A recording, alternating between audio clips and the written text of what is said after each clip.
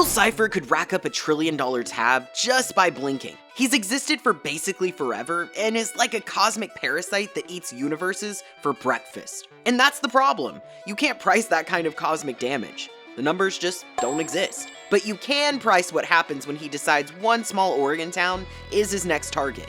From the moment Bill invades his first mine to the moment reality tears open and the town becomes his personal apocalypse playground, every broken mine, every destroyed life, every dollar of damage gets counted. This is Bill's invoice for Gravity Falls, and we're pricing every single line item. The running total starts at $0. Let's see how fast it climbs. First up is Dreamscaperers. This is the first episode where Bill officially becomes a problem instead of just a cryptic triangle drawing in the background. Gideon summons him to steal the combination to Stan's safe. So, Bill strikes up to deal with him and decides he's gonna invade Stan's mine for fun. Inside Stan's mindscape, Bill is hunting through his memories while Dipper, Mabel, and Seuss go in there trying to save Stan's sanity from getting shredded. That's pretty much all that happens in this episode. So for Stan, we can bill this like an intentional assault instead of some random nightmare. Stan got forced entry from a malicious entity trying to steal information. And when you're calculating therapy needs, that distinction makes a huge difference. And for the other three, I'm thinking about what this whole ordeal means in trauma terms. You're trapped in a hostile nightmare environment where a 2D triangle is actively hunting you, someone you love is getting violated at a psychological level, and you have zero control over whether you escape or whether Stan's brain becomes a smoking crater. So we bill psychological aftercare for everyone involved. Therapy sessions in the US run anywhere from $65 to $250 per session. So I'm using a middle range working cost of about $150 per session. 4 people need help processing this. Stan, Dipper, Mabel, and Seuss each need maybe 6 sessions minimum to work through what just happened. Because watching a triangle demon cackle while tearing through your grunkle's worst memories would leave some pretty heavy scars. 4 people times 6 sessions times $150 per session gets us $3,600. Running total, $3,600. After Dreamscaperers, Bill already knows Dipper is curious enough to be dangerous. In sock opera, he uses that curiosity against him.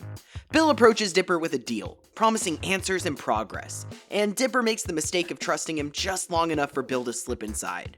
Once Bill takes control of the body, the deal is over, and thus, Bipper was born.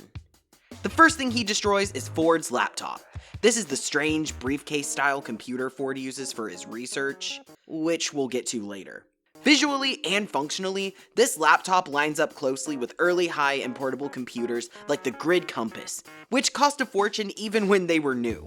So we're pricing it as a modern replacement for a research-grade portable workstation. That puts the loss at $10,000. Once the laptop is gone, Bill turns his attention to the body itself. Still trapped outside his own body, Dipper has to watch while Bill treats it like a toy. Bill deliberately throws the body backward down a staircase. In the next scene, he pours soda directly into his eyes, which means chemical irritation and impaired vision until the eyes are properly flushed. Then he repeatedly slams Dipper's arm inside a drawer, and we later see forks stuck into the arm. That combination of blunt force and puncture wounds raises infection risk and usually leads to medical follow-up. When Dipper finally regains control, he's in visible pain and says he needs to go to the hospital. So, we price one emergency room visit that covers evaluation after a stair fall, arm injury assessment, eye irrigation, wound cleaning, and basic aftercare. In some countries, this would be very cheap because of free healthcare and communist crap like that. But in the US, ER visits commonly land between $1,500 and $3,000 depending on services. For this level of injury, the higher end is appropriate. A realistic breakdown looks like about $1,200 for ER evaluation and physician care, and $800 for imaging and diagnostics related to the fall and arm injury, and around $1,000 for wound treatment, eye flushing, medications, and supplies. That brings the hospital bill to $3,000. We're not pricing pain and suffering because you can't sue for this. No jury would believe you. The next set of damage happens at the Theater Time Theater during the show's chaotic finale. The damage stays on stage, but it's still expensive. Set pieces are destroyed, props are broken, and a platform and scaffolding crash during the performance. Budgets for small-town theater productions puts the cost of scenic items at about $4,000 and props at $1,000. Once you add emergency cleanup, rebuild labor, and a basic safety check after a collapse, A conservative recovery estimate lands at about $8,000. The last cost from this episode is the mental fallout. Being locked out of your own body while someone else hurts it leaves a mark. So, pricing about 10 sessions for Dipper and 6 sessions for Mabel for dealing with the fact that her brother was possessed by a weird demon brings the therapy total to $2,400. Running total, $27,000. The destruction continues, but now we're rewinding the clock to understand probably the most expensive mistake in Gravity Falls history. Long before Weirdmageddon turns Gravity Falls into a nightmare carnival, the biggest bill in the entire story gets created in a basement. Stanford Pines figures out that Gravity Falls isn't just weird, it's leaking. Something from somewhere else is bleeding into town, and so he decides to dig deeper. He brings in Fiddleford McGucket, and building a fully functioning interdimensional portal becomes their life's work. This is where we see Bill's most expensive long-term strategy. Even if Bill isn't named in the early flashback moments, we find out later that he finds brilliant people and turns them into broken tools. Ford and McGucket build the machine with their own hands, but Bill is the reason that machine exists as a working doorway. Now, pricing this in real-world terms is almost impossible. I mean, we're talking about a fully functional, stable gateway into another universe. It kind of belongs in the same family as the most expensive thing humans have ever built. So in the ballpark of about $150 billion, which is what the estimates are for the International Space Station. Ford's portal is doing something even more extreme than what the ISS does. It's cutting a door through reality and holding it open. That's why we locked the portal build at $200 billion. Then comes the moment that breaks McGucket. During testing, he gets pulled halfway into the portal. Ford gangs him back out, and you can tell right away that whatever he saw in those few seconds sticks to him like a stain. So pricing this out, the first hit looks like an ER neuroscare. A typical US emergency room visit is often quoted in the $1,500 to $3,000 range. With imaging and a specialist consult baked in because this is quote-unquote possible neurological injury, we land the bundle at $5,000. That injury quickly snowballs into something much bigger. It's the trigger for everything that happened to McGucket later. He builds the memory gun because he wants to erase what he saw in that portal out of his head. McGucket doesn't just use this gun once. He uses it again and again to erase every bad memory and experience he has, and it slowly turns his world-class brain into mush. In real life, that kind of cognitive decline creates an annual support burden even if the person never lives in a facility. The best benchmark for that is assisted living, which stands at about $70,800 per year. McGucket isn't living in assisted living in the story, so we keep it conservative and bill half that as a support burden number. Half of $70,800 is $35,400, and over 30 years, that becomes $1,062,000. We also need to take into account McGucket's therapy costs, especially after he got his memories back. Real PTSD treatment usually isn't a lifelong weekly thing. The evidence-based therapies are designed as short, structured courses. Think about 3 months of weekly sessions followed by a step-down phase if the person can still meaningfully engage. So for McGucket, we price about 18 months of real treatment total. Over those 18 months, that works out roughly 30 sessions total, or about $4,500 in therapy. Then you add medication management, a handful of psychiatry follow-ups over that period, plus generic meds. Altogether, McGucket's direct psychological care lands right around $6,000 total. But that's not all. Before all of this, McGucket is presented as top-tier talent. The kind of guy Ford has to go find because normal people can't do what he does. The BLS median annual wage for computer hardware developers is $155,020. So that gives us a good benchmark for what his life could have looked like. Of course, I can't pretend he earned zero forever because he still presumably worked a few years before going full cuckoo. So we price it as lost earning capacity. If he loses 70% of that potential for 25 years, the math is $155,020 times 0.70 times 25 equals $2,712,850. Now we need to calculate Ford's losses. First is therapy again. Ford spends 30 years in a place where he basically had to survive every day while trying to find a way to beat Bill Cipher. And when he finally gets home, that kind of stress can't just go away. So we'll have him go through the same 3-month intensive phase as McGucket, then continue with regular treatment for a few years, and eventually shift into maintenance. Over the long run, that adds up to roughly 10 years of on and off care. Across that whole span, Ford ends up doing about 150 therapy sessions total. At $150 a session, that's $22,500. Fold in medication and periodic psychiatry follow-ups, and Ford's total psychological care rounds to about $23,000. Now, let's discuss lost earnings potential.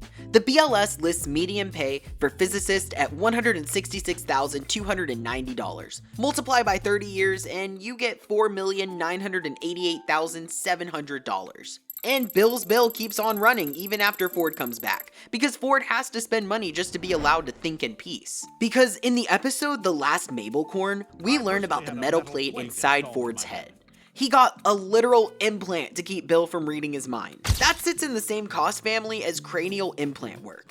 And published medical cost comparisons for cranioplasty implants show averages in the quote-unquote tens of thousands. So we lock Ford's plate at a conservative $30,000 to cover the implant, plus the surgical and hospital needs that come with putting hardware in someone's head. Then there's the thought encryption machine. Project Mentum, the whole setup that scans, displays, and encrypts thoughts so Bill can't just peek into your brain like a diary. That by itself is a research-grade EEG/BCI stack plus serious compute and integration.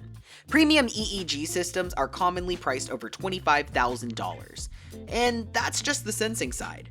For the workstation, a lab-grade tower like a Dell Precision 7960 starts around $7,475.93. So let's put $35,000 for premium EEG hardware, $7,500 for the workstation, $2,000 for secure storage and backup, then 500 hours of integration and calibration labor at about $54 an hour, which comes out to $27,000, and we add $3,500 for fabrication and custom fittings. That comes out to about $75,000. Dipper gets strapped into Ford's mind-reading setup that encrypts your thoughts so Bill can't read them. The process takes super long and Ford falls asleep on his desk. And that's when Dipper gets curious and decides to put the helmet on Ford's head to learn more about Bill and Ford's relationship with him. Ford wakes up and Dipper panics, grabs the memory gun, aims for Ford, and the shot ricochets off Ford's metal plate and nails the lab's big screen instead. So, for this episode, we're not pricing a destroyed machine or a wrecked lab, we're pricing one broken display and the hassle of putting Ford's setup back the way it was. The broken screen is basically the lab's main monitor. In the real world, a solid modern monitor in that size range usually lands in the few $100 zone. And for the ledger, I'm pricing it at $350 as a clean replacement cost. Then we add the labor to swap it out, route the cables, and confirm the system is working again. Because this isn't a simple living room TV. A reasonable bill for that is about 2 hours of basic tech time. Using roughly $29 an hour as a fair benchmark for computer support work, that's $58. Then we add a small parts line for cables and adapters, because something always needs replacing once you open the back of a setup like this at about $25. Running total, $200,008,929,983. With the portal's history accounted for, we're now back in the present day, where everything Bill has been building toward is about to pay off. This is the episode where Bill stops threatening and starts executing his actual plan. Bill possesses Blendin, manipulates Mabel during an emotional crisis, steals the rift, and breaks it, causing reality to literally tear open. Everything goes catastrophically wrong in ways that can't be undone. The rift is a contained reality tear whose failure triggers apocalypse. We priced the portal construction at $200 billion.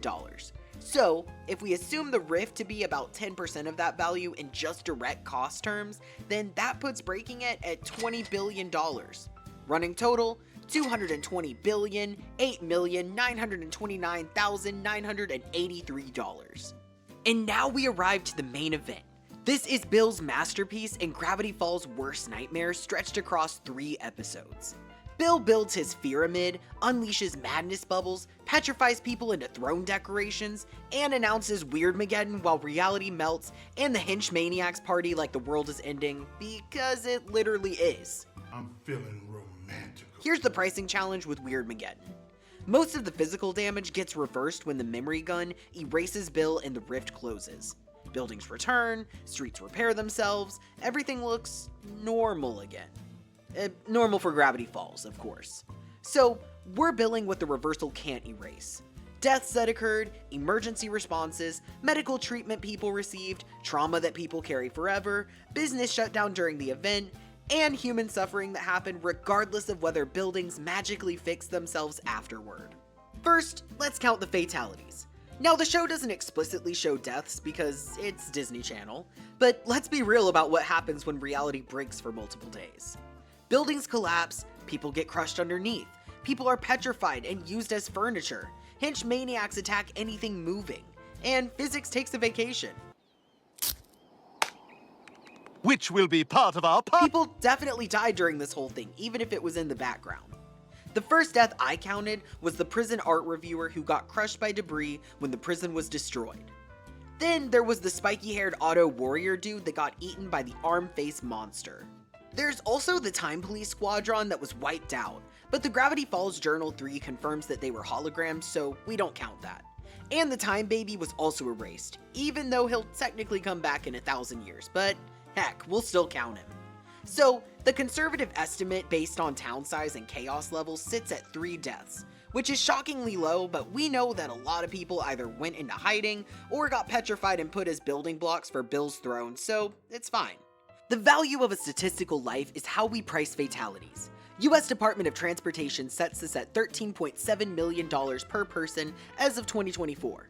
This measures the economic and social loss when someone dies unexpectedly. 3 deaths times $13.7 million per person equals $41,100,000. Running total, $220 billion, $50 million, $29,983.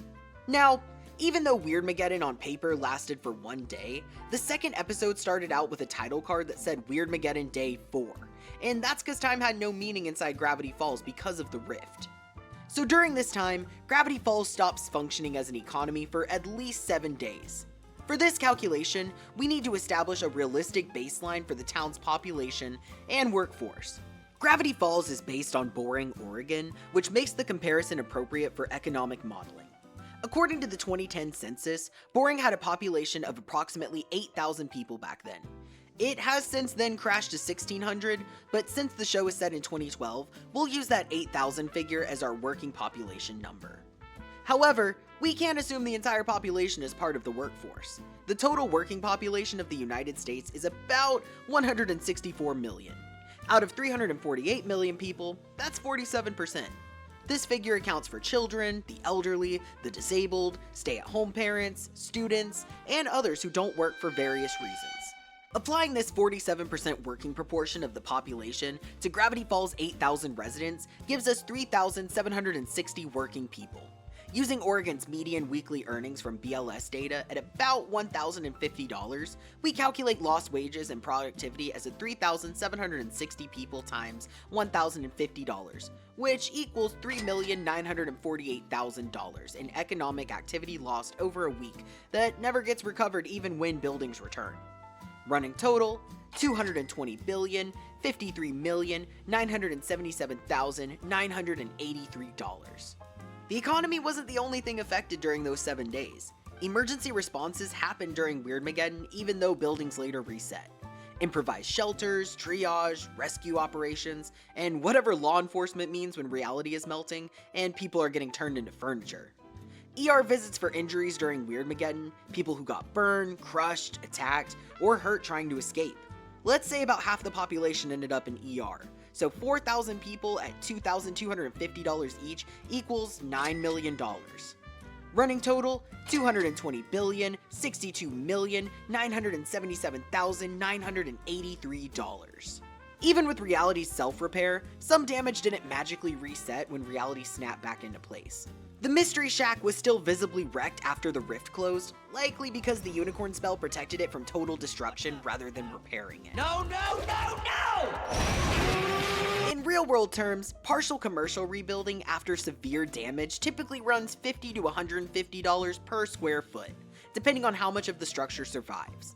Cost guides for commercial remodels show that projects involving major interior destruction, exterior repairs, and structural fixes commonly fall in the $60 to $110 per square foot range when the foundation remains intact. The Mystery Shack appears to be roughly 2,000 to 2,500 square feet, and while it avoided total collapse, it shows extensive damage to its interior, windows, roof elements, and structural components following its transformation and the Weirdmageddon battle. Using a conservative $60 to $75 per square foot for comprehensive commercial repairs places restoration costs between $120,000 to $187,500. We'll lock the non-reverse repair bill at a conservative $150,000. Running total, $220,063,127,983. This is the cost that absolutely can't reset, and it's massive. Weirdmageddon is different from a normal disaster because everyone remembers it. People watched physics break, watched Bill turn the town into a nightmare carnival, and the worst part is they know it could happen again.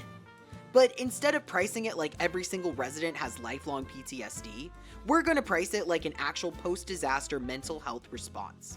A big wave of short-term crisis counseling, and then a smaller group needing real trauma therapy for a few months. In the US, the SAMHSA Crisis Counseling Program is built around exactly that idea, with an immediate phase that runs about 60 days and follow-up services that can run up to 9 months. So first, let's assume 60% of the town does brief crisis counseling and averages 2 sessions each. That's about 4,800 people, so 4,800 times 2 times $150 is about $1,440,000. Then we price the serious cases. A disaster meta-analysis puts PTSD prevalence around 20.6% in the 7 to 12 month window. So we use 20% as a clean estimate for the group that needs structured care. That's 1,600 people, and we give them one standard trauma treatment course like CPT, which is typically 12 weekly sessions. At $150 a session, that's $2,888,000. Add those together and the town's psychological care bill comes out to $4,320,000. Running total, $220,670,447,983. So, adding everything up puts our final number at a whopping $220,667,447,983 for everything Bill Cipher cost Gravity Falls. The real cost. By the time the story reaches its end, the sky is back where it belongs and the buildings are standing again. But the weight of it all doesn't just lift. Years of lives were lost, minds damaged, careers that never recovered, and a cost that keeps growing even after reality snaps back into place. That's what this ledger shows when you follow the damage all the way through. After seeing the numbers, do you think this total captures the damage, or is there something even bigger that we missed?